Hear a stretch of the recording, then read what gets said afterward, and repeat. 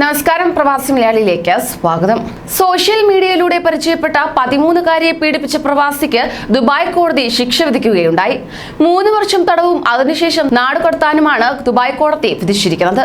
ഇൻസ്റ്റാഗ്രാമിലൂടെ പരിചയപ്പെട്ട ഫിലിപ്പീനോ പെൺകുട്ടിയെയാണ് പാകിസ്ഥാൻ സ്വദേശിയായ 27-കാരൻ പീഡിപ്പിച്ചത്. 62-കാരനായ കുട്ടിയുടെ അച്ഛൻ നൽകിയ പരാതിയിലാണ് നടപടി സ്വീകരിച്ചിരിക്കുന്നത്.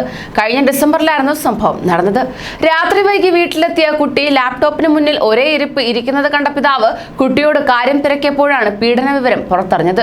തനിക്ക് ഒരാളെ ഇഷ്ടമാണെന്നും അയാളുമായി താൻ വീടിന്റെ ടെറസിൽ കഴിയുകയായിരുന്നുവെന്നും കുട്ടി പറയുകയായിരുന്നു. ഇതേ തുടർന്ന് ദുബായ് പോലീസിൽ ഇദ്ദേഹം പരാതിയും നൽകി.